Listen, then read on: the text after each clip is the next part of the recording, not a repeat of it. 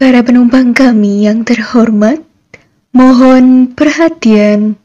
Selamat datang dalam pesawat Isma Farsi dengan tujuan kawasan wilayah Batara, Jatim. Kami mohon Anda untuk tetap duduk sampai lampu tanda kenakan sabuk pengaman dipadamkan dan pesawat berhenti dengan sempurna pada tempatnya. Saat ini Anda bersama dengan Baswara.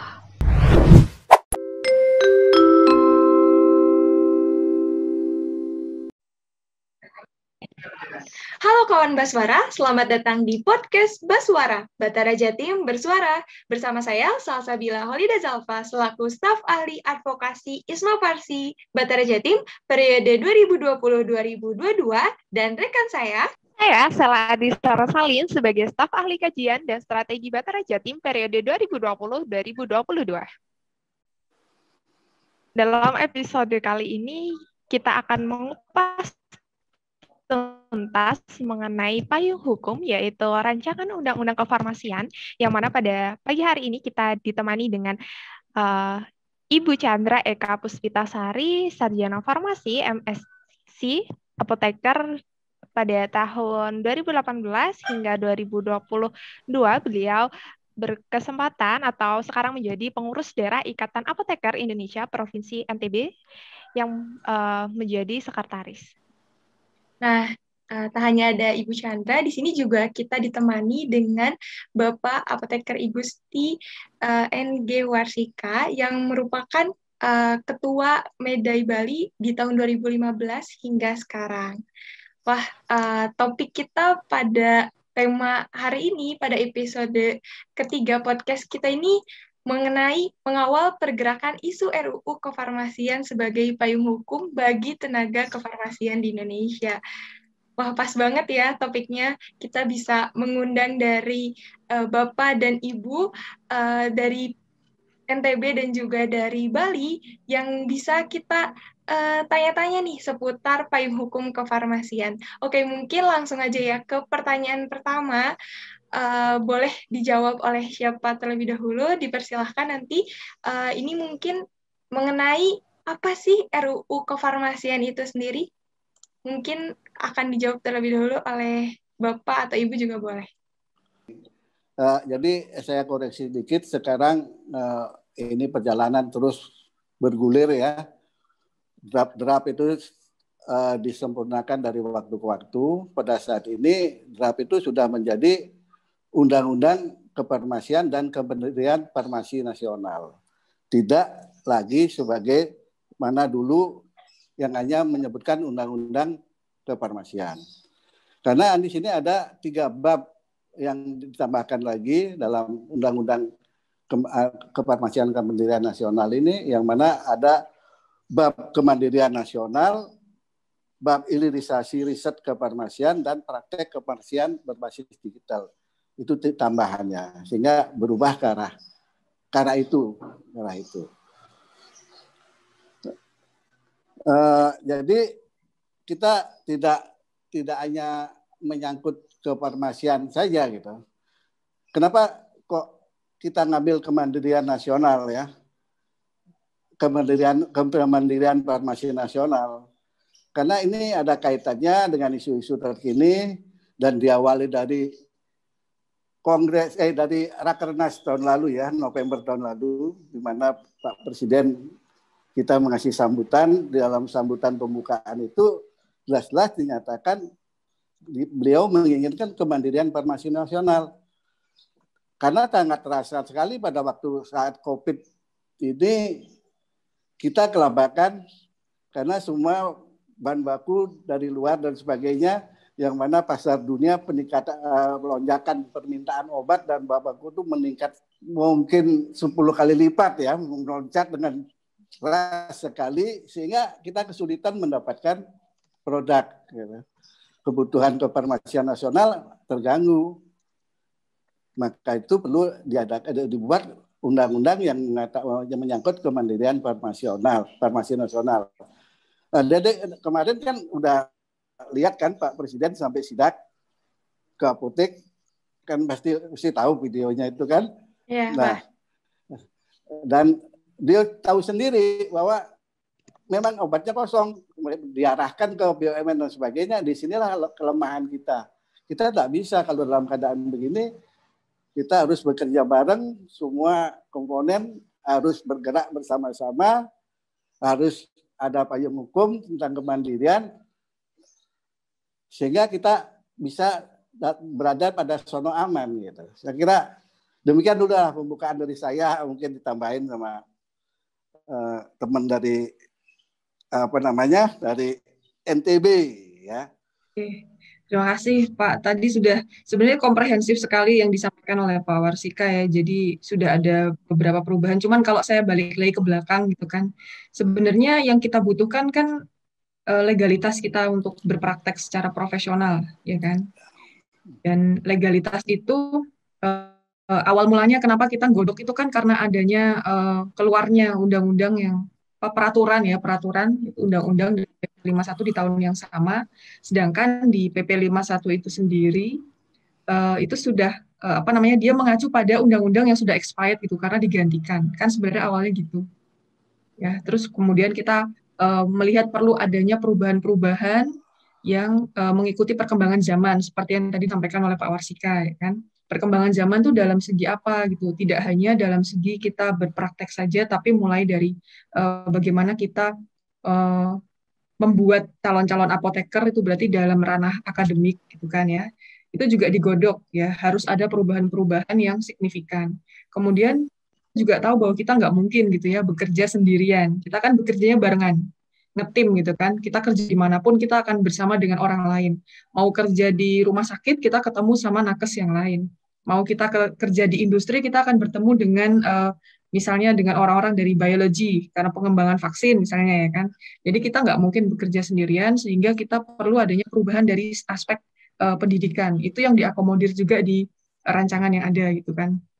Dan kemudian yang disampaikan oleh Pak Warsika tadi gitu, sampai pada akhirnya kita kepentok gitu kan istilahnya Pak ya, kepentok sama pandemi gitu kan, kepentok sama pandemi. Terus di sini kita baru tahu gitu ternyata banyak sekali yang harus dikerjakan oleh farmasi, nggak cuman ngurusin mulai dari pengadaan aja, karena selama ini kan yang kita tahu farmasi itu ya logistik, udah cuman sampai situ aja. Terus kemudian peraturan yang ada juga bahasanya tuh cuman farmasi ya obat gitu. Padahal farmasi itu ya semua aspek yang berkaitan dengan perbekalan kefarmasian yang nggak hanya obat aja. Sehingga narasi-narasi dalam atau frase dalam sebuah di perpasalnya itu harus juga mengakomodir semuanya gitu sehingga tidak ada misperception kalimat yang ambigu yang nantinya bisa diartikan, dimultitafsirkan oleh orang-orang yang mungkin punya kepentingan yang berbeda dengan kita gitu.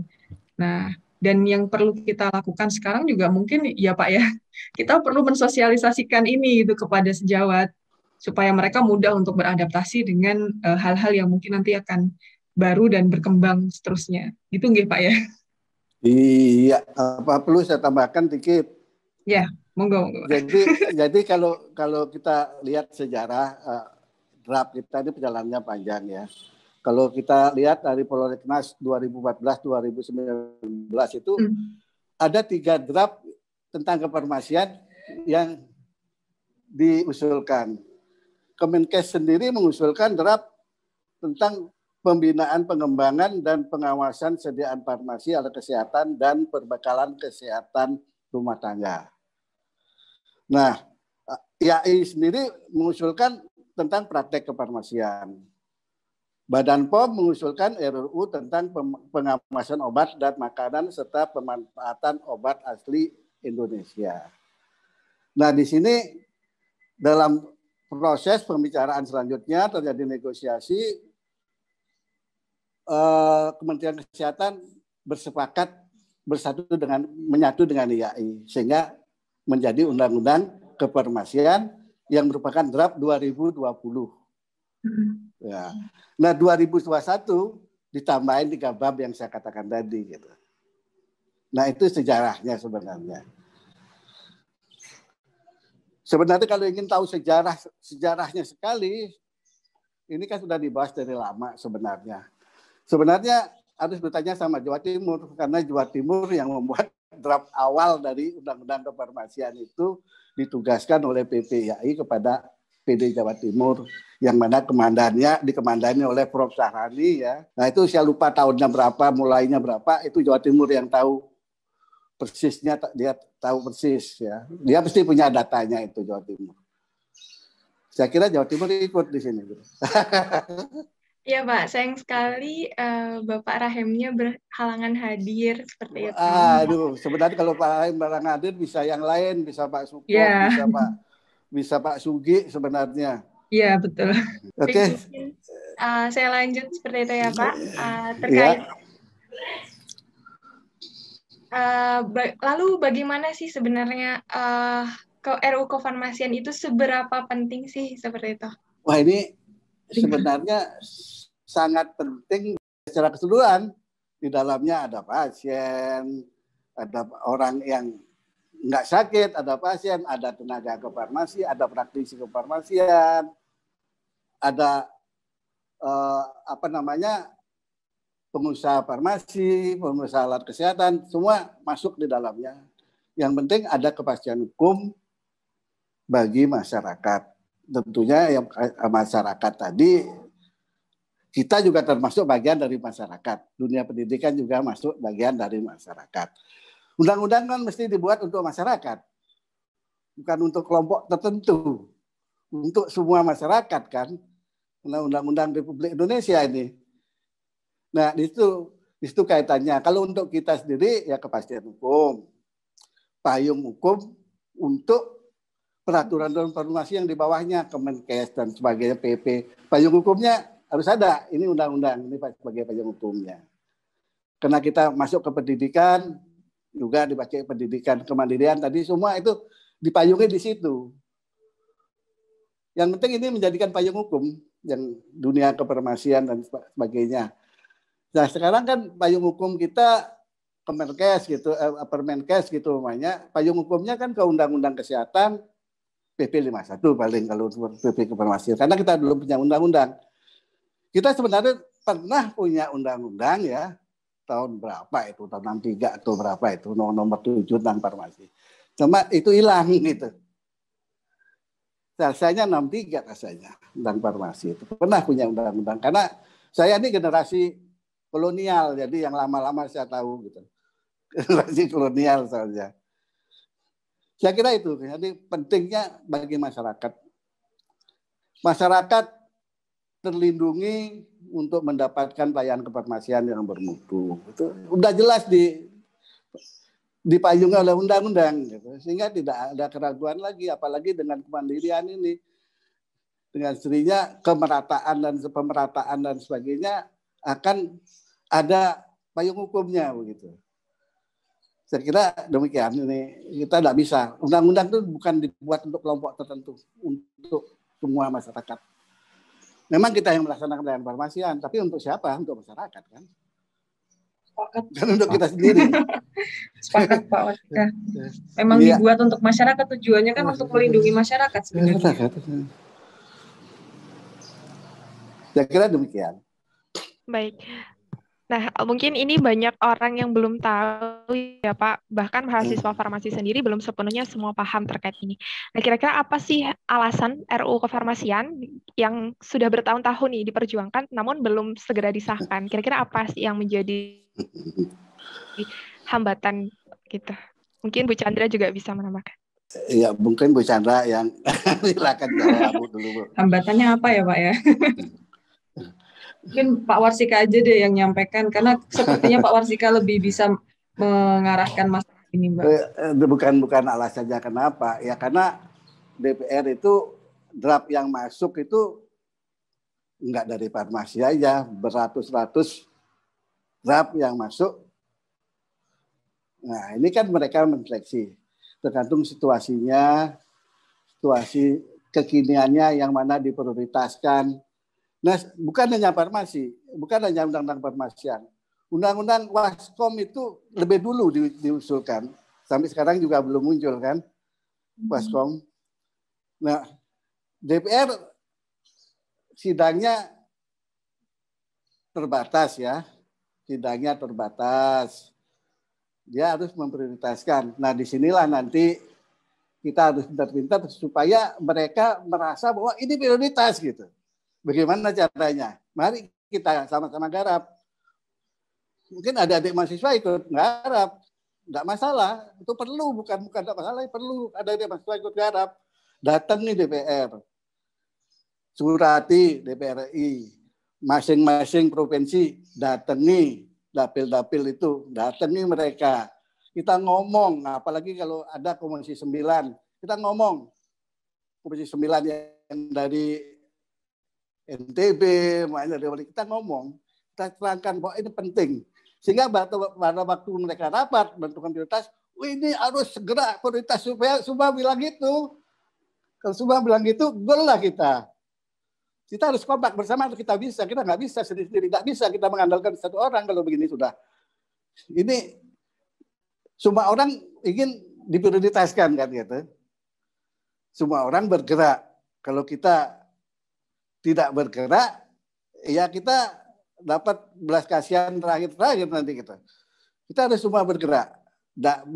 Dari apoteker semua, dari organisasi profesi, dari mahasiswa, silakan bergerak. Suratin mereka. Suratin DPR. Datang bila perlu. Nanti kami dari Bali juga akan datang. Kita akan menghadap ke DPR yang RI yang berasal dari Bali, yang terlebih terutama yang masuk di Komisi 9. Komisi 9 tentang kesehatan dan tenaga kerja kan. Akan kami datangi. Itu masalahnya sebenarnya. Tidak masalah kita penting ya kita penting memang bagi kita, bagi orang lain dia penting katanya juga, semua penting, itu susah nih. Ya saya kira itu bukan hambatan gimana ya. Secara teknis kita sudah masuk, prolegnas draft kita sudah masuk, sudah kirim, 2020 sudah dikirim. Saya tahu suratnya apa, saya tahu 2020 sudah kirim. Ini 2021 ini Oktober harus masuk. Draft terakhir ini saya dapatkan setelah Rakernas kan. Rakernas kan ada komisi mengenai RUU kefarmasian. Draft terakhir saya dapat setelah Rakernas, dimohon untuk mengasihkan masukan, yang mana terakhir tanggal 12 masukannya harus masuk karena Oktober harus masuk ke DPR.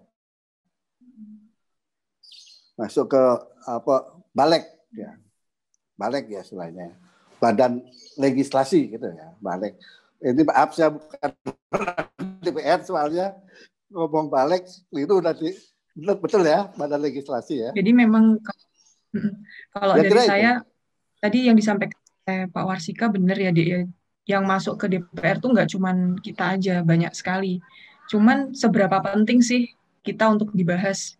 Jadi kita perlu memberikan pemahaman kepada, mungkin kalau saya di NTB ya, tadi disampaikan oleh Pak Warsika juga, kita sebenarnya dari organisasi profesi juga punya PR ya Pak ya, untuk memberikan surat secara resmi dari organisasi profesi untuk menyurati dewan di masing-masing daerah kami untuk ngasih tahu bahwa ini loh kita punya upaya, nanti yang di pusat itu tahu, ini notifikasinya dari semua provinsi merasakan bahwa penting sekali loh ada pembahasan terkait dengan ini prioritas sekali. Nah, kalau misalnya itu menjadi prioritas bagi semua orang gitu ya, maka kita akan duluan. Contohnya kayak yang kemarin undang-undang ITE itu nggak masuk ya Pak ya, tiba-tiba kan masuk ya. Masuk, sebenarnya muncul. Ya. Karena tiba-tiba masuk kan. Ini dianggap ternyata sangat penting sekali gitu loh, karena dirasa sangat sekali. Akhirnya masuk. Berarti kan kita harus membuat orang lain itu merasa bahwa ternyata keberadaan apoteker itu kalau misalnya prakteknya nggak benar, itu bisa merugikan semua orang. Yang nggak benernya di sisi mananya sih gitu loh. Dan istilahnya perkembangan zaman ke depan itu, kalau bahasa saya tuh kebetulan saya masuk tim ad hoc-nya juga kan Pak di RUU gitu. Jadi kalau bahasa kebijakannya tuh kita jangan memberikan memberikan materi yang sangat saintifik sekali kepada orang-orang yang ada di DPR sana. Mereka mungkin nggak begitu paham dengan apa yang namanya antimikrobial resisten gitu, mereka nggak paham gitu. Tapi mereka pahamnya adalah orang kalau misalnya di veteriner ya, kalau misalnya semua peternakan semuanya ngasih antibiotik kepada hewan-hewannya, maka itu akan berimpact juga ke lingkungan. Impactnya apa? Impact ke manusianya apa? Nah, jangan kasih bahasa yang terlalu tinggi gitu. Mungkin selama ini pendekatannya di teman-teman terlalu saintifik gitu ya. Jadi perlu pendekatan-pendekatan yang lebih ke pendekatan ke orang-orang yang awam. Bukan berarti kita menurunkan level saintifikasi kita ya. Cuman membahasakannya sehingga orang lain itu merasa bahwa oh ini penting loh ini untuk dibahas dan kemudian ditetapkan, itu penting banget loh. Kayak gitu. Jadi bisa masuk ke prioritas. Kan sama ya kalau kita punya prioritas kan gitu ya Pak. Ya mana yang lebih duluan harus dikerjakan kan kayak gitu ya. Itu aja sih. Sebenarnya karena setiap kayak contohnya undang-undang terkait dengan psikologi, praktek psikologi itu kan juga masuk ya. Kenapa gitu? Ternyata kasus-kasus mental health juga cukup tinggi gitu, sehingga perlu sekali ya ada rumusan terkait dengan berpraktek psikologi yang baik gitu. Nah, berarti kan kebutuhan masyarakat ini harus kita suarakan sehingga ada gambaran prioritas yang sangat penting untuk masyarakat kesehatan gitu ya, kesehatan masyarakat yang ada di Indonesia yang nggak cuma dokter sama perawat aja mungkin yang membuat kesehatan ini menjadi sangat dominan gitu. Ternyata peran apoteker juga penting. Itu aja sih mungkin kalau dari saya Pak, adik-adik. Nah ini kemandirian itu salah satu strategi untuk kita menyatakan bahwa kita penting. Coba lihat kalau tidak ada kemandirian farmasi nasional. Begitu COVID kita kelabakan. Paracetamol kosong di mana-mana Pak. Paracetamol di pasar dunia, kebetulan saya ketua GP Farmasi ya. Ya. Paracetamol di pasar dunia itu barang baku naik 4 kali lipat. Itu pun harus COD. Ya. Barang terima harus bayar. Kalau zaman dulu bisa kredit. Nah ini kan kelabakan semua industri kita. Ya, berat untuk industri ya Pak ya. Iya, jangankan obat-obat yang berkaitan dengan COVID. Harganya sangat berfluktuasi. Kita belinya rebutan. Nah ini, makanya isu kemandirian ini kita hembuskan sangat penting gitu. Itu salah satu strategi. Karena dirasakan sekali oleh masyarakat, beli obat, beli vitamin nggak dapat. Presidennya beli vitamin nggak dapat. Oh dapat mahal Pak lewat online Pak, harganya bisa 10 kali lipat ya kan. Itu juga penting ya. Apalagi cari yang lain yang vitamin aja susah. Nah ini masalahnya kemandirian itu kita hembuskan. Ini memberi daya ungkit tersendiri kemandirian ini. Jadi betul-betul kita tekankan bahwa seperti apa yang saya katakan tadi, undang-undang ini untuk masyarakat, bukan untuk kita. Walaupun kita merupakan bagian dari masyarakat dengan dirinya. Ya, saya kira demikian. Baik. Nah, mungkin sebenarnya substansi apa saja sih Pak yang perlu ada di RUU Kefarmasian itu sendiri?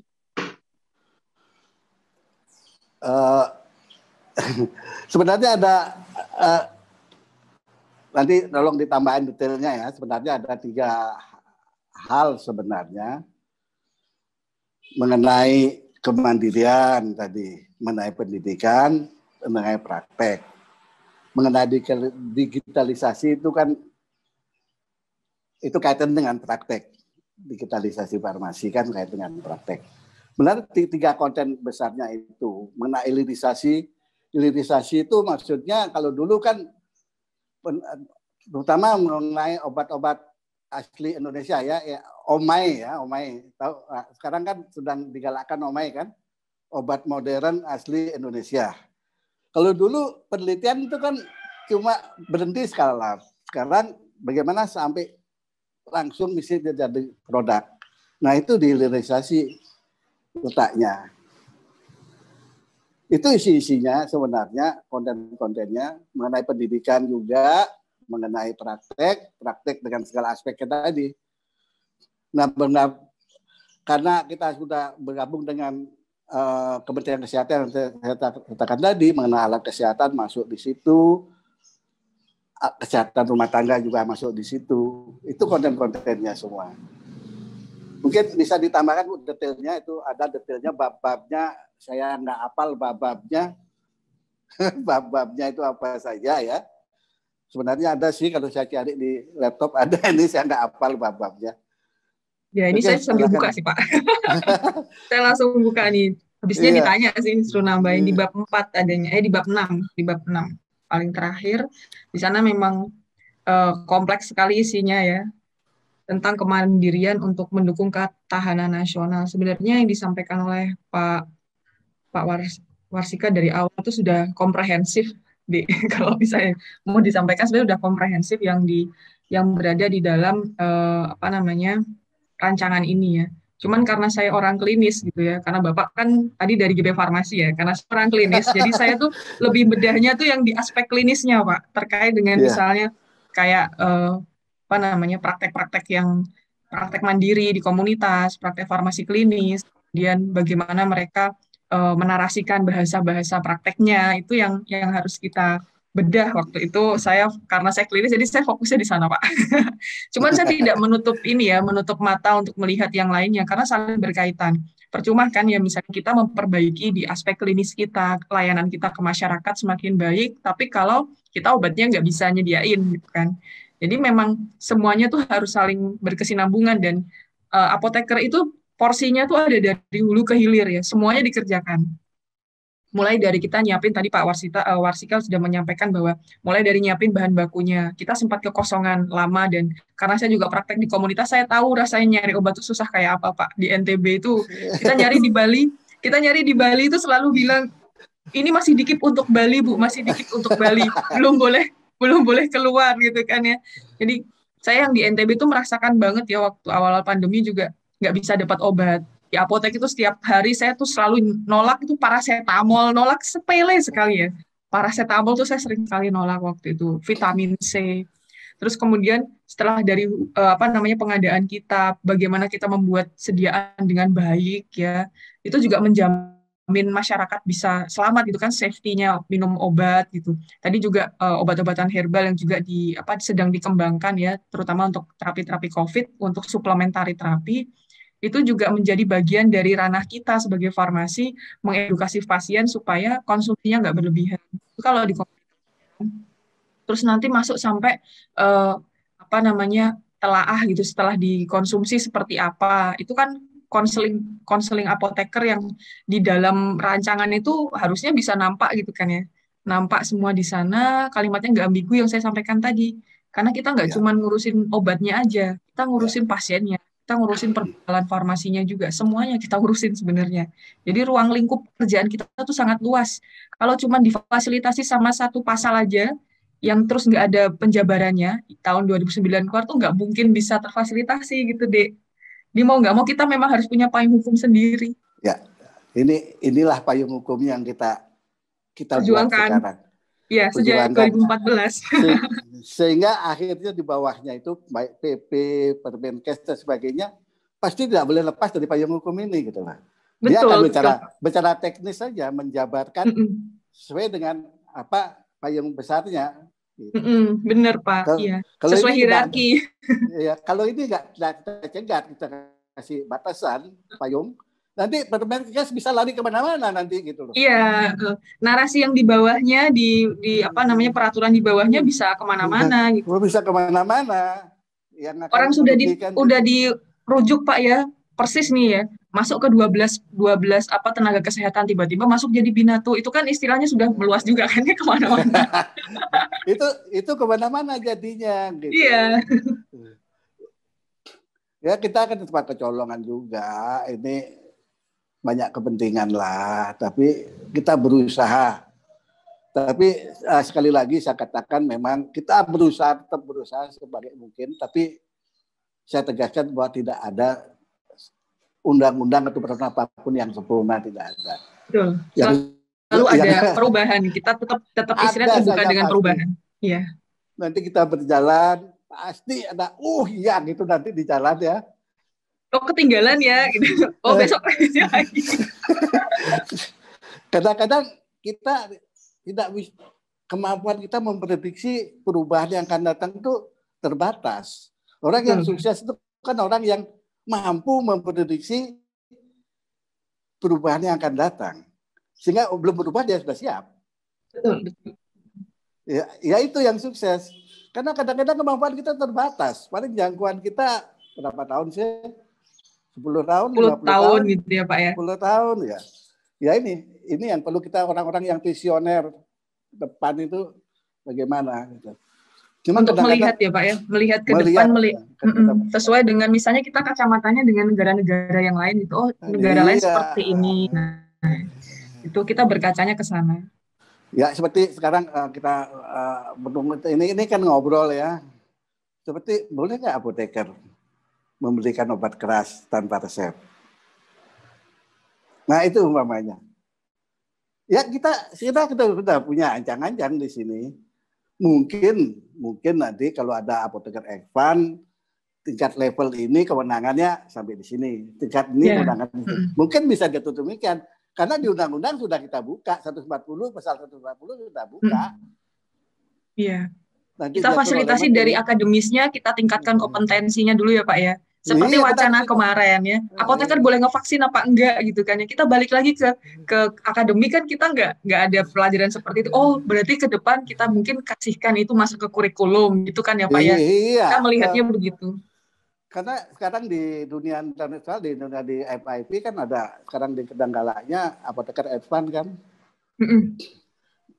Nah contohnya pegawai negeri contohnya apoteker itu apoteker muda, apoteker pratama, apoteker madya, apoteker utama. Mereka punya kewenangan yang berbeda. Nanti advance itu juga akan begitu. Pratama kewenangannya sampai di mana kalau dia apoteker. Tentunya tidak berdasarkan umur, begitu umurnya tambah naik, tidak bisa begitu. Kompetensinya harus berubah juga dia gitu. Bukan karena berubah karena umur, dia aja di rumah nggak pernah praktek, umurnya berubah jadi utama langsung gitu, nggak mungkin begitu. Iya. Sesuai dengan leveling kompetensi ya Pak ya. Iya, tergantung level kompetensinya. Kita tidak bisa langsung sekarang minta, oh boleh apoteker kan tahu ilmunya. Kalau gitu kan profesi lain kan juga boleh ngomong begitu. Saya juga boleh nyimpan obat. Saya kan bisa, apa sih susah nyimpan obat begitu nanti. Kita harus tunjukkan bahwa kita belajar loh ini. Kita sampai segini sekarang levelnya. Jadi saya punya kewenangan naik sedikit gitulah. Itu yang kita usahakan. Jadi mengenai itu kita masuk di pasal 140. Karena kewenangannya itu nanti diatur oleh peraturan menteri kan gitu. Permenkes nanti tergantung lah. Ya itu kan ke depan siapa tahu gitu. Seperti apoteker spesialis sekarang sedang mulai di radiofarmasi digalakan apoteker spesialis.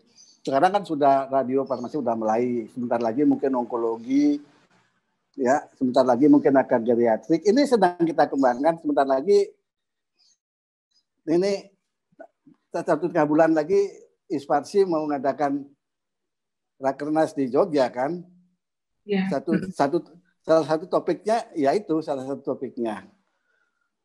topiknya mengenai spesialisasi dan advance itu salah satu topiknya. Oke, saya kira itu ini lari kemana-mana tapi ada hubungannya ya dengan undang-undang ya.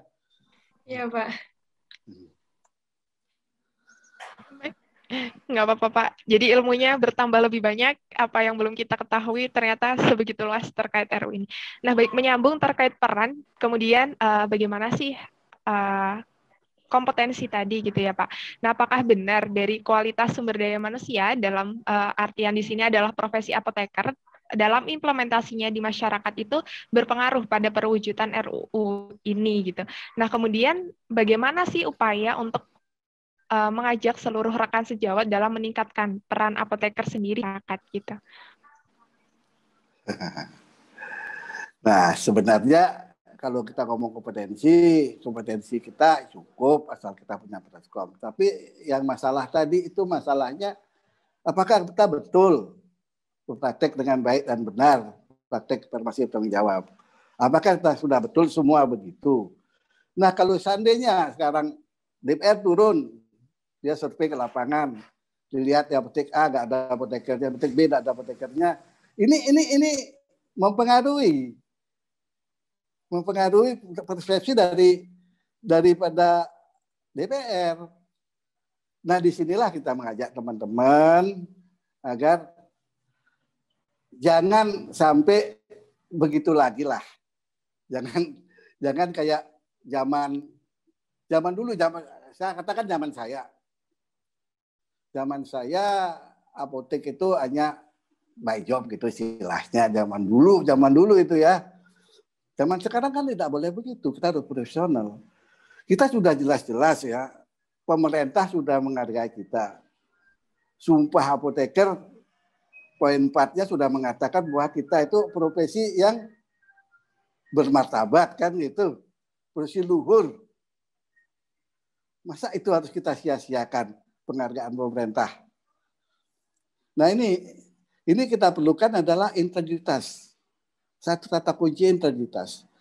Integritas seorang apoteker harus punya integritas yang tinggi.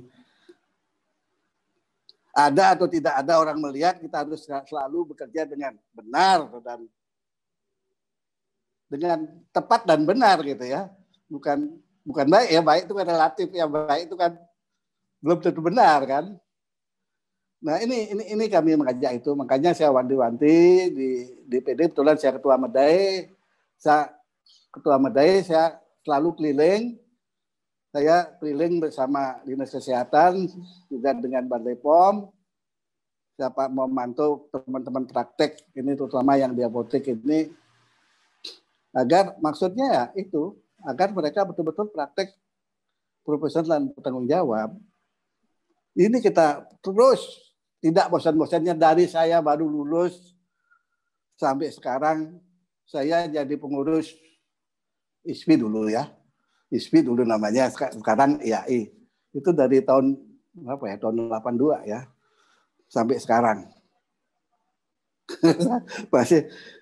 masih berkutat, tidak bosan-bosan untuk mengajak teman-teman, sampai saya bikin contoh, bikin apotek sendiri. Saya dulu bikin apotek dari ngontrak tanah, bikin batako sendiri, bangun sendiri, begitu.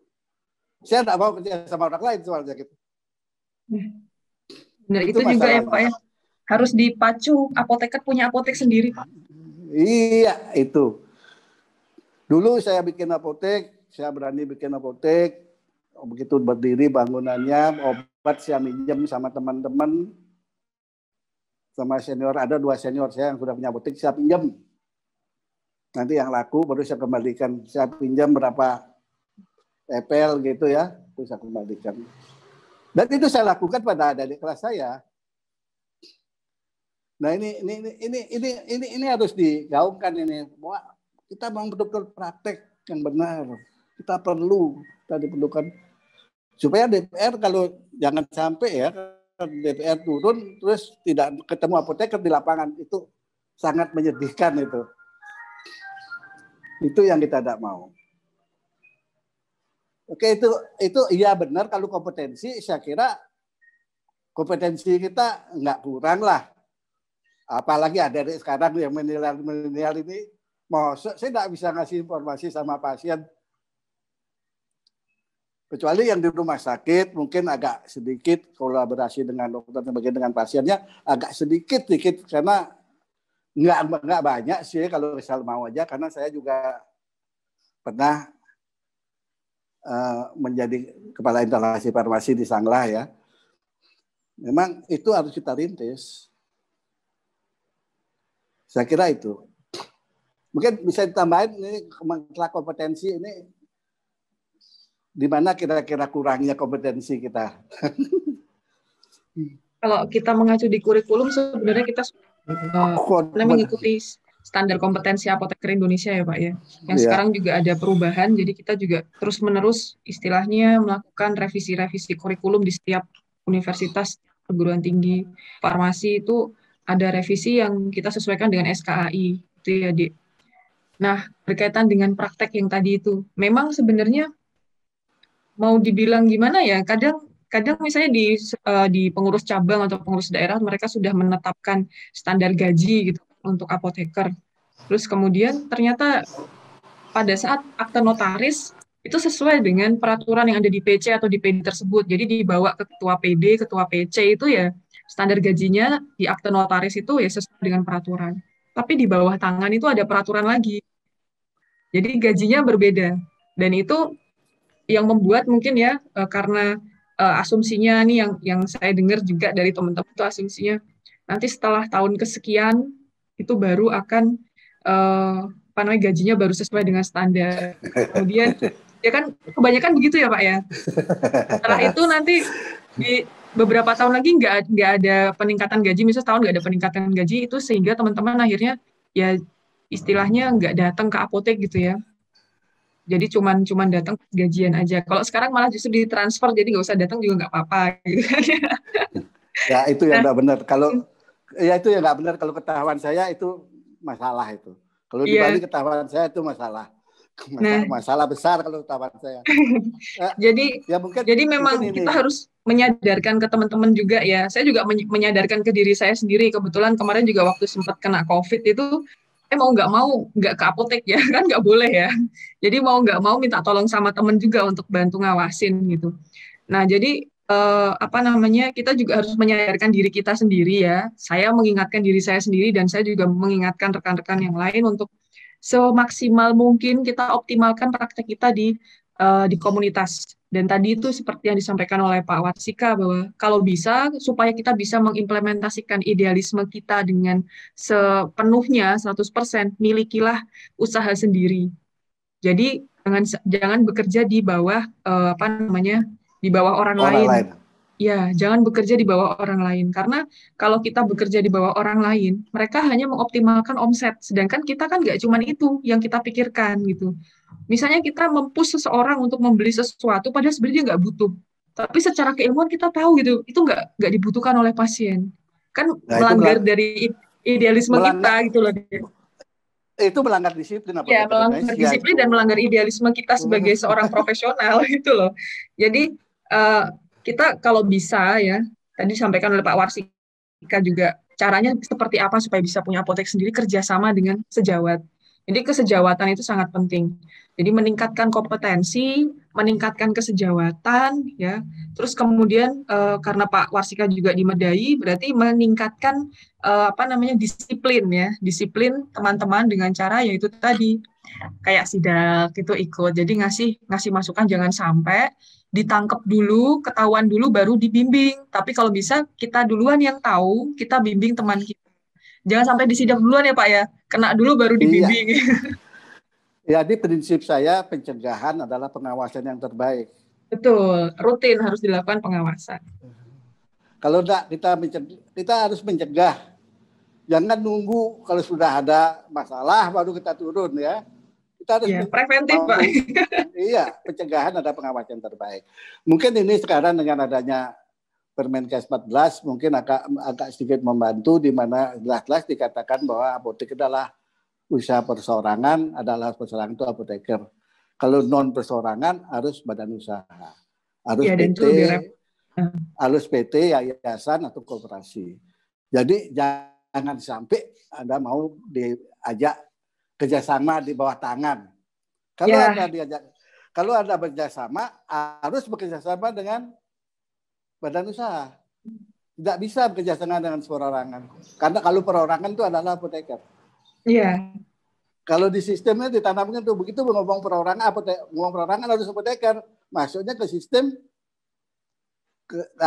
perorangan jalurnya. Tidak ada lagi perjanjian kerjasama dan sebagainya dimintai setelah pengurusnya izin.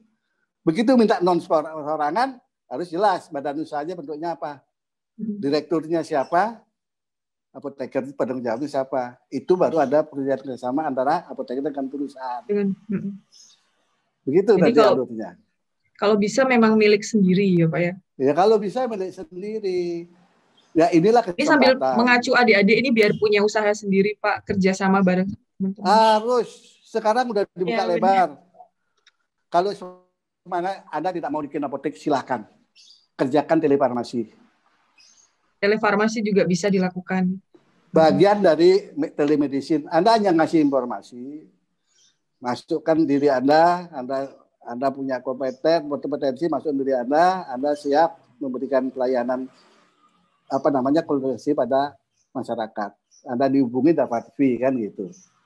Jadi itu bargaining position kita. Semakin kita baik membranding diri dan menjual informasi kita ya, semakin baik kepercayaan orang kepada kita.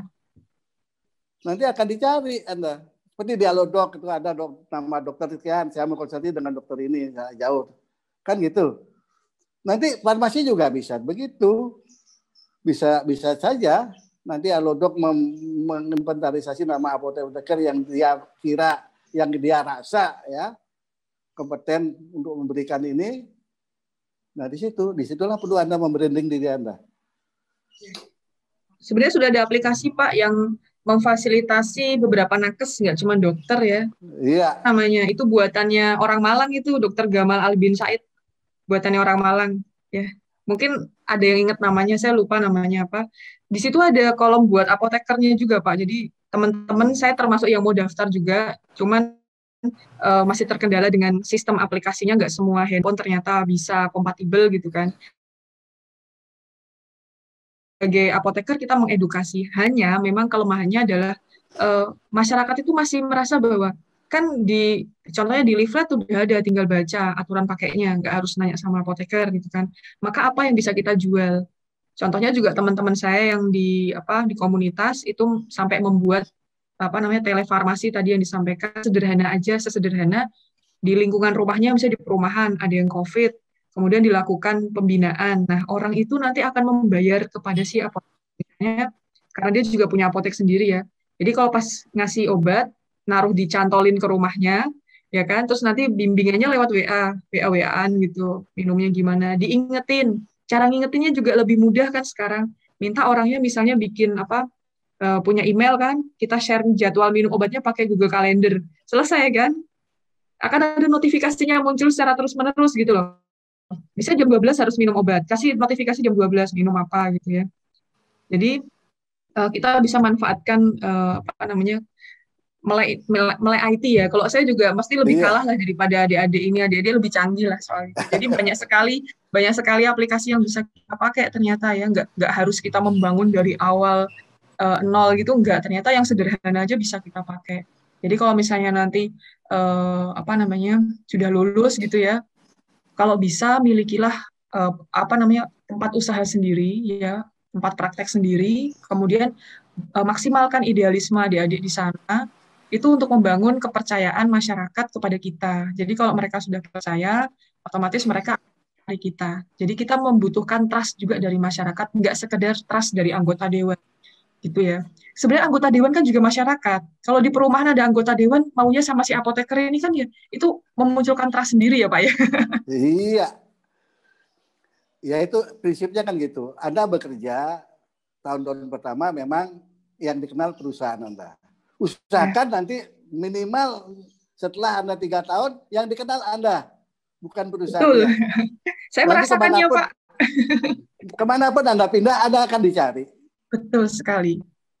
Ya, karena saya dulu juga di BUMN, Pak. Sebelum saya di Lombok, saya sempat di BUMN juga, gitu. Di Kimia Farma lah. Saya dulu di Kimia Farma 2 tahun. Jadi saya pindah outlet, itu pasiennya nyari saya. Iya, jadi dia maunya konselingnya sama saya. Jadi saya sempat pindah beberapa outlet, tetap nomor saya yang disimpan. Bahkan saya sudah keluar dari situ, saya tetap dicari, sampai sekarang. Sudah berapa tahun ya? 7 tahun. Jadi masih dicari. Jadi tidak mengenal branding perusahaannya, branding apoteknya, tapi mengenal pribadi kalian sebagai apotekernya. Jadi berikanlah yang terbaik gitu ya, supaya muncul trust itu tadi. Jadi kompetensi itu sebenarnya nggak cuma permasalahan IPK, permasalahan nilai, tapi bagaimana kita bisa membawa diri gitu loh. Kalau saya sih melihatnya situ Pak.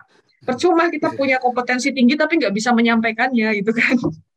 Maka dari itu kalau di dunia lain sekarang, di dunia lain masih belum sampai di situ, dunia lain, dunia perbankan kadang-kadang ada person-person yang lagi rebutan orang, kamu pindah sini aja ya, saya naikkan gaji sekian, karena dia sudah punya brand.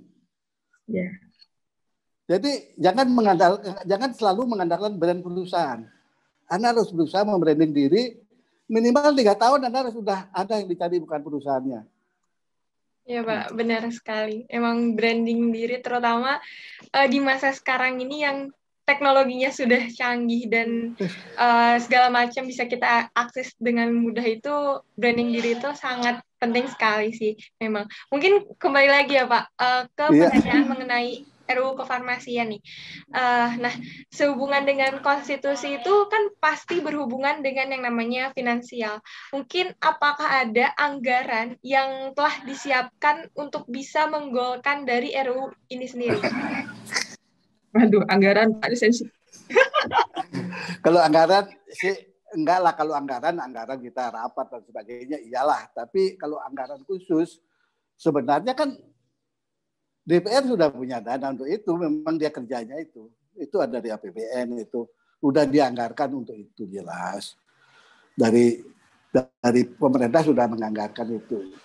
Bukan berarti kita harus membayari DPR agar undang-undang dijadikan, itu enggak lah. Kita perlu anggaran, paling anggaran untuk rapat, untuk drafting, untuk apa. Ya memang sih anggaran, tapi enggak segitunya sih. Yang penting bukan itu sekarang. Duit itu bukan segala-galanya kalau untuk itu. Duit itu bukan segala-galanya. Pendekatan itu yang lebih penting. Kadang-kadang kalau sudah kita pendekatan, jangankan suruh bayar.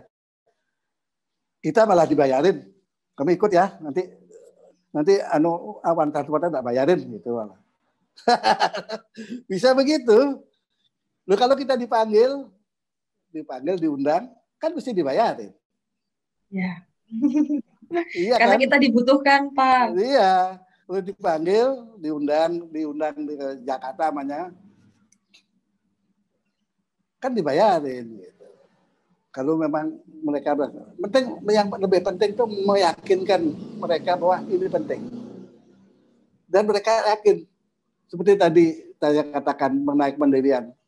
Dia udah tahu kan kelabakan, DPR pun kelabakan mencari vaksin, mencari vitamin, dia kelabakan. Dia merasa bahwa ini perlu gitu. Inilah perlunya. Ya ini harus segera ini dibuat, kan begitu dia. Itu yang kita perlukan. Ini sebenarnya adik-adik ini potensi besar nih. Isma Farsi potensi besar untuk mendekati DPR. Anda pantas, artinya gini. Kalian masih anak muda, salah-salah sedikit tidak apa-apa, akan dimaafkan anak-anak muda. Labrak aja. Anak-anak muda, wajar ada salah. Labrak saja ya Pak. Kayak anak merengek pada orang tua itu nggak masalah, itu memang anak. Tapi kalau sudah kayak saya 40 tahun ke atas gitu, janganlah berbuat demikian ya, sudah lain caranya. Kalau anak-anak saya waktu usia masih di bawah 40, saya labrak aja. Anak muda saya salah ya mereka maklum, anak muda gitu. Paling dikasih tahu. Asal kita ngomongnya sopan gitu. Yeah. Tetap sopan itu sopan santun, masalah kontennya mungkin salah ya. Memang pengetahuan kita masih terbatas. Ya tidak masalah. Kita masih belajar kok. Kita mau belajar. Ini potensi anak-anak adik-adik ini besar sekali. Surati DPR nggak masalah. Kalimatnya asal sopan. Susun kalimat yang sopan, surati DPR, datangi, nggak perlu ke rumahnya, datengin gitu. Pendekatan ya Pak ya. Iya, pendekatan itu yang penting. Ya kayak anak kecil merengek pada orang tua lah. Meminta sesuatu seperti itu ya Pak ya. Iya. Nggak ada yang salah Pak, nggak ada yang salah. Semuanya benar. Iya. Karena kebenaran juga relatif ya Pak. Iya. Yang penting pada saat itu nggak salah aja, udah itu aja. Besoknya dianggap salah ya udah. Yang penting pada saat itu tindakannya tidak salah. Nggak masalah itu. Kalau bagi anak muda, saya juga waktu muda gitu, saya labrak aja. Saya juga masih muda, 17 tahun Pak. Saya juga 17, masih boleh salah ya Pak ya. Saya juga pas 17 ya sekarang. Yang keberapa, Pak? Ya, yang ke-17. 17 kebalik tapi. Yang saya, Pak Warsika ini. Angkanya kebalik tapi. Spiritnya muda, Pak. Harus itu, Bu. Saya mahasiswa angkatan 71. Anda bisa perkirakan lah. Saya masuk perguruan tinggi angkatan 71. Ya, tapi ya ini karena memang kecintaan tapi jiwanya saya, masih muda ya, Pak ya?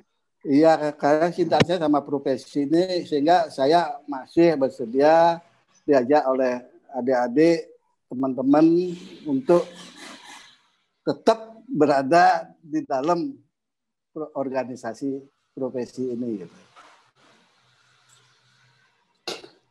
Baik, saya kira Bapak. demikian mungkin kalau anggaran juga Ibu nggak tahu, pasti tidak ada itu. Baik, menyambung nih Pak dari pembicaraan yang tadi ngerengek minta ke orang tua nih seperti itu. Nah, kira-kira sikap apa sih yang seharusnya dilakukan mahasiswa gitu sebagai calon apoteker dalam mengawal RUU kefarmasian? Selain kita melakukan pendekatan yang masif nih Pak. Soalnya banyak banget mahasiswa yang masih belum begitu sadar bahwasannya RUU ini memang penting. Ya, RUU ini memang penting seperti sudah itu. Seharusnya kita kawal. Iya. Ya, harus dikawal betul. Nanti tunjukkanlah bahwa dunia farmasi itu penting. Kita profesional, itu aja kita tunjukkan bahwa merengek bukan merengek dengan merengek tanpa data ya. Bila perlu kalau Anda punya data, bawa data. Ini loh faktanya. Fasilitas kesehatan kita di sini, kefarmasian ada berapa dan sebagainya. Data tentang bahan baku dan sebagainya tentang semua itu. Sekarang kan 98% bahan baku masih import. Apakah itu akan dipertahankan oleh pemerintah sampai kapan dipertahankan begitu? Data-data itu kita bawa. Kita sampaikan dengan santun, bukan ngajarin. Kalau nanti ngajarin, anak kecil ngajar orang tua, nanti tersinggung dia.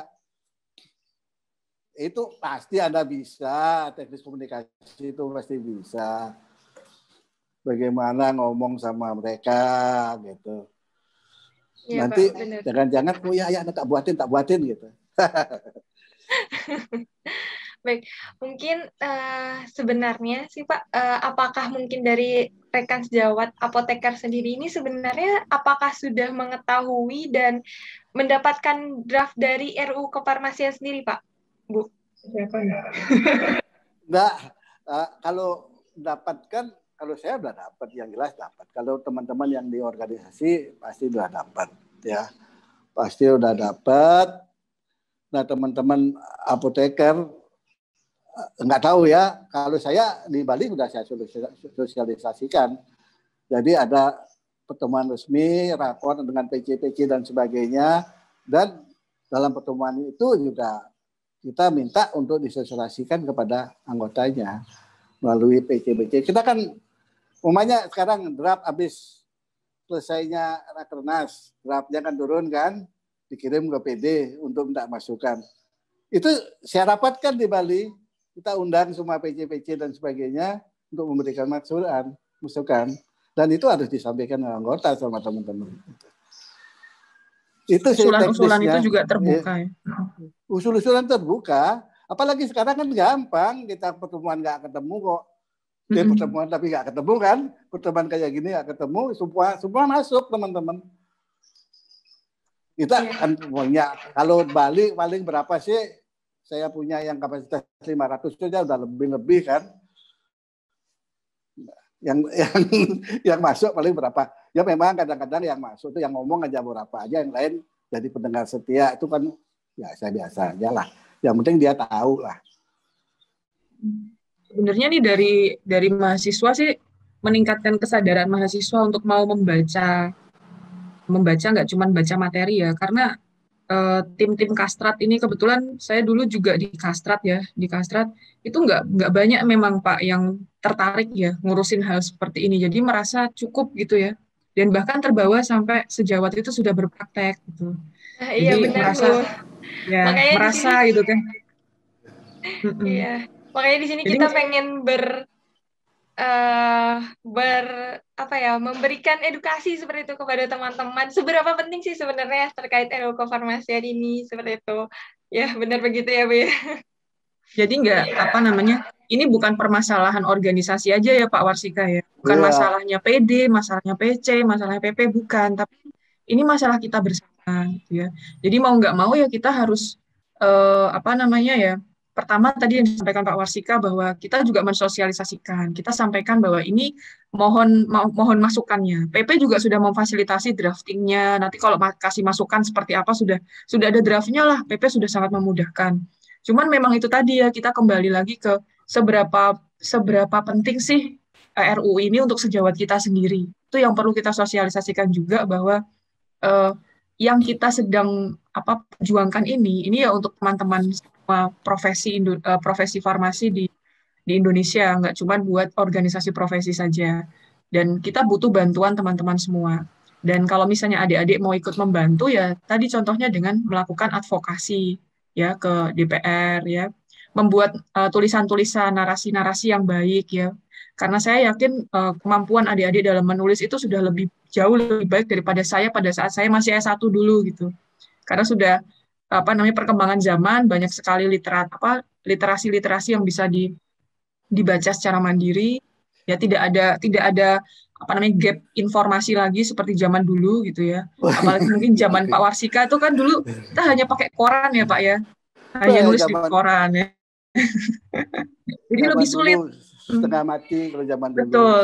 Kalau sekarang lebih mudah ya bisa bikin istilahnya tulisan di blog gitu ya. Kita banyak sekali kan ya website yang website developer, jadi bisa nulis di sana. Salah satunya dengan bikin podcast seperti ini juga salah satu cara untuk membuat mahasiswa yang lain juga tertarik untuk setidaknya melihat dulu RUU-nya. Kemudian baru mengkritisi. Kalau di kampus saya tuh saya dulu minta adik-adik bikin satu room khusus untuk mengkritisi kebijakan-kebijakan. Jadi latihan mengkritisi. Karena ternyata itu juga perlu dilatih Pak dari dini. harus dilatih. Kenapa sih ini penting? Itu pertanyaan utama. Kenapa saya harus berada di sini dan membaca draft ini? Kalau merasa nggak penting kan nggak akan saya baca. Belum baca sudah lihat tebel gitu udah males keterpuan. Mendingan lihat yang lain. Terutama biasanya kan draft itu sangat tebal sekali, berhalaman-halaman, berlembar-lembar seperti itu. Dan kalimatnya membosankan. Iya. Bagi yang tidak biasa membosankan kalimatnya. Iya, dan kalimatnya cenderung membosankan, kan kalimat hukum ya. Jadi kalimatnya kok kayak gini monoton gitu ya. Mendingan baca novel gitu kan ya. Iya. Karena merasa tidak penting. Tapi kalau kita merasa ini penting untuk kita ke depan, kita praktek dimanapun gitu ya. Itu ya kita akan mencoba untuk menelaah satu persatu. Gitu. Jadi waktu itu saya buatkan room khusus, kemudian diskusi bareng-bareng. Itu aja sih Pak. Cara saya membantu mahasiswa supaya mau melek dari awal gitu. Itu diplototin terkalimat terkata. Saya sudah bahas itu diplototin per kalimat per kata. Jangan sampai ada kata-kata yang merugikan kita atau menjebak. Ya. Multi persepsi ya Pak ya nanti, multi tafsir ya. Banyak saya dapat itu plototin. Ya kata ya saya dari zaman mahasiswa kerjaannya begini gitu. Iya. Kenapa kita suka begini Pak? Dari zaman sepertinya sih titisan Pak Warsika. Dari zaman mahasiswa saya kayak begini gitu. Saya juga di Dewan, di Senat, di Mawarsi gitu. Dari mahasiswa, bukan dari mahasiswa, dari SMP. Dari SMP, iya saya betul Pak, dari SMP saya sudah Dewan Angkatan. Dari sudah SMP. Masuk situ. Dari SMP Pak. SMA, di OSIS gitu. Itu saya di Paskib. Memang gimana ya, nggak tahu kok begini. Hobi sepertinya ya Pak ya, ini seperti hobi. Nasib saya begitu. Ngurusin diri sendiri lupa kadang-kadang. Jangan Pak. Harus tetap sehat ya Pak Warsika ya, biar bisa ikut ngawal nih bareng sama adik-adik juga. Iya ini, Pak, benar. Maka saya tadi cerita di awal, saya bernostalgia. Karena saya orang generasi terakhir sebagai Maparsi. Sebelum dia berubah jadi Isma Parsi. Hari ini saya banyak belajar dari Pak Warsika, Dek, sebenarnya. Ya cuma menang tua gitu aja lah. Oh enggak, jangan bilang tua, Pak. Dewasa.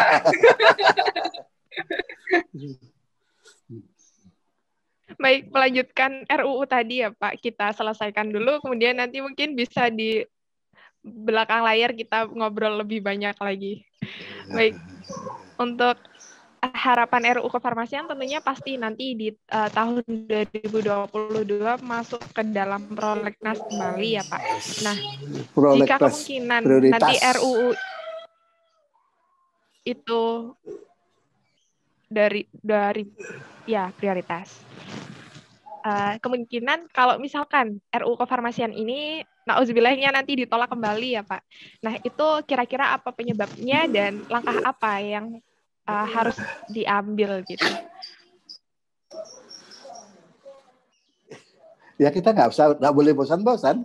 Kita sebagai pejuang tidak ada kata menyerah.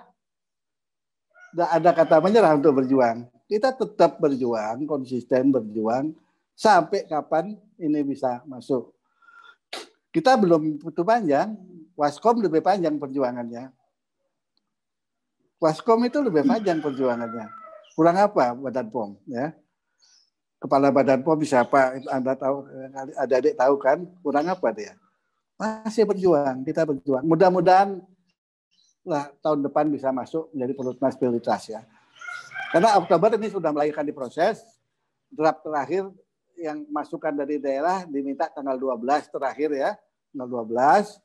Karena nanti setelah tanggal 12 masuk di PP, nanti ada drafting di sana jelas dengan dirinya, ada sinkronisasi, mungkin ada pasal-pasal yang perlu disinkronkan di atas dengan bawah, mungkin ada lain itu perlu direvisi sedikit.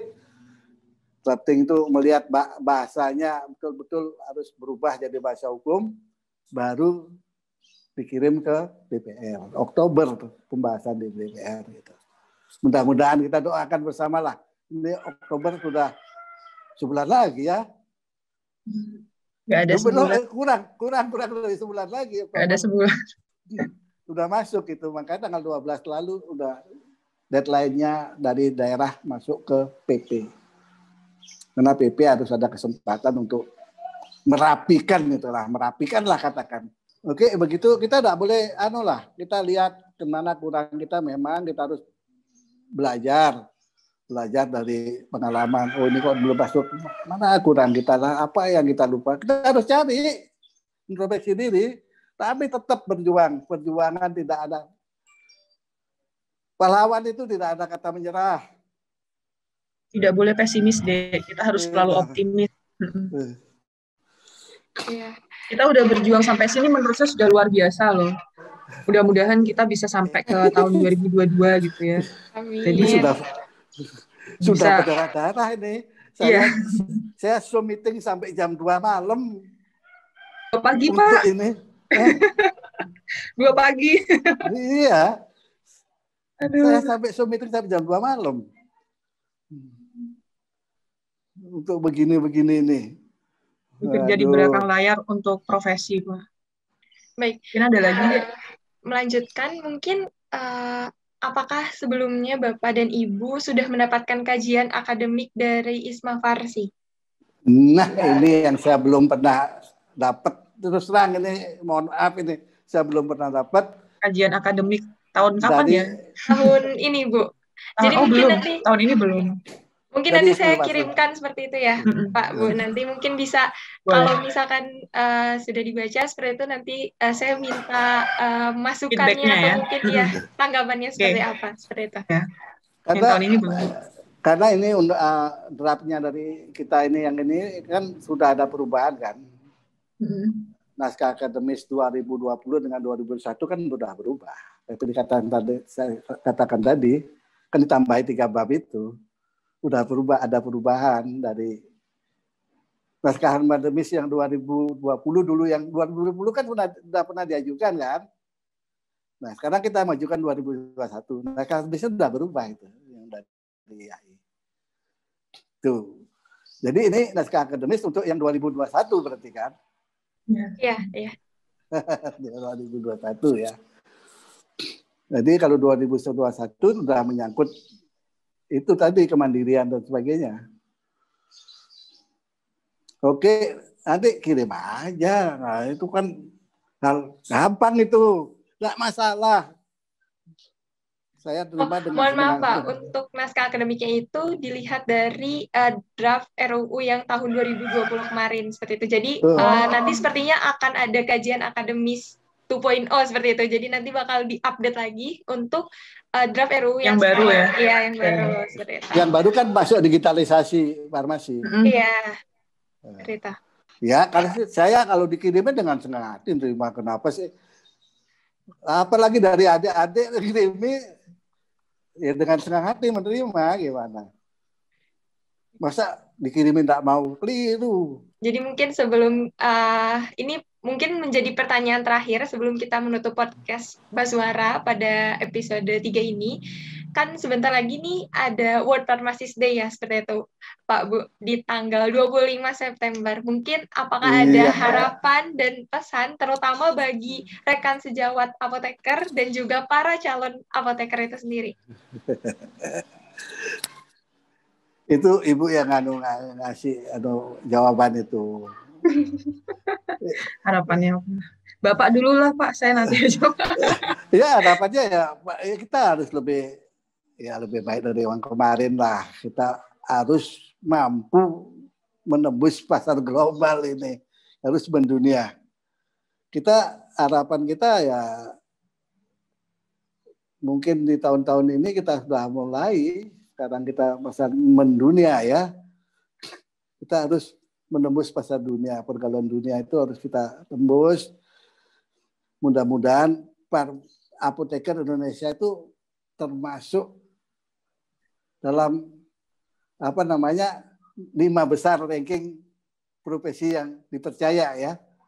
Seperti di Amerika umpamanya, kita masuk 5 besar ya, Bu ya. Mudah-mudahan itu harapan saya. Itu perlu kerja keras ya. Perlu kerja keras. Inilah perlunya kita pendekatan kita masyarakat. Saya kira yang paling menunjang untuk itu adalah pekerjaan kita yang bersentuhan dengan masyarakat, ya seperti home care dan sebagainya. Sehingga percayaan masyarakat akan lebih tinggi kepada kita. Orang-orang supaya mengenal apoteker lah, kemana-mana nyari apoteker, bukan nyari apotek, gitu. Nyari apoteker. Saya nyari apoteker A gitu ya. Itu aja harapan saya. Nanti kan program-programnya nanti kan banyak ya. PP sudah banyak menyiapkan Nanti rapatnya rakotornya nanti sore ya. Iya, nanti sore ya undangannya. Nanti akan dibahas nanti sore. Ya, silakan ditambahin gimana harapan kita. Kalau saya sendiri secara pribadi dari segi akademis mungkin ya Pak ya. Karena seorang apoteker itu juga seorang pembelajar seumur hidup. Jadi mau nggak mau kita harus terbuka dengan adanya perubahan. Tadi disampaikan bisa bersaing secara global. Berarti kita harus bisa membuka pikiran kita lebih global lagi gitu ya, lebih terbuka lagi dengan adanya perubahan-perubahan seperti kayak tadi perubahan digitalisasi farmasi. Kita sudah harus terbuka dengan perubahan seperti itu, harus mulai membiasakan diri untuk bekerja bahkan tanpa adanya obat ya, harus bekerja tanpa adanya perbekalan farmasi. Artinya knowledge kita yang kita jual sekarang, karena kalau misalnya mereka bisa membeli obat gitu, mereka bisa dapetin dari manapun, tapi arahan, saran, knowledge yang tidak bisa dicari di Google gitu ya. Kalau cari drug interaction obat A dan B di Google banyak ya. Banyak orang yang senang sekali mendiagnos dirinya sendiri, kemudian overdiagnos. Nah, kita yang bagiannya melurus gitu ya. Minum obatnya gimana? Kita nggak mendapatkan kompetensi itu. Kita yang punya. Jadi kita harus terbuka dengan adanya perubahan, buka mindset-nya, buka matanya lebar-lebar, buka cari peluang sebesar-besarnya, seluas-luasnya, dan jangan lupa tetap ya, meskipun kita ini saran saya karena saya juga menerapkan ini meskipun kita sudah usia berapapun gitu ya, tapi kita selalu punya senior yang bisa kita andalkan untuk bertanya. Setidaknya gitu ya, pengalaman hidup mereka akan membuat kita menjadi lebih bijaksana menjalani praktek kefarmasian kita gitu ya. Jadi kalau tadi disampaikan Pak Warsika, anak muda itu cenderung lebih berapi-api, ngomongnya lebih cepat, terus tindakannya juga lebih agresif gitu. Tapi dengan kita berkomunikasi dengan senior kita bisa lebih punya kebijaksanaan diri, berpikir lebih komprehensif, terutama di era seperti ini. Jangan terlalu mudah ya, dia. Jangan terlalu mudah untuk mengomentari sesuatu, menuliskan sesuatu, karena kalau kita belum tahu secara komprehensif apa yang terjadi di baliknya. Makanya tadi saya mungkin tidak bisa menyampaikan soal anggaran karena sangat sensitif ya, meskipun ada selentingan yang saya tahu tapi bukan ranah saya untuk menyampaikan itu. Ya. Kemudian penutupnya mungkin ya, karena ini terkait dengan rancangan undang-undang, pentingnya RUU kefarmasian di praktek profesi kita, dimanapun tempat kita berpraktek. Ini kutipan dari Henry Ward ya, law is valuable, not it is allowed, but because there is right in it. Jadi kita tetap harus memperjuangkan ya rancangan undang-undang ini, mudah-mudahan bisa tembus di prolegnas karena ini juga untuk kepentingan kita bersama. Dan mudah-mudahan dengan adanya undang-undang ini menjadi payung hukum kita sehingga kita bisa berpraktek dengan aman dan memberikan rasa aman dan nyaman untuk masyarakat Indonesia. Mungkin itu aja dari saya.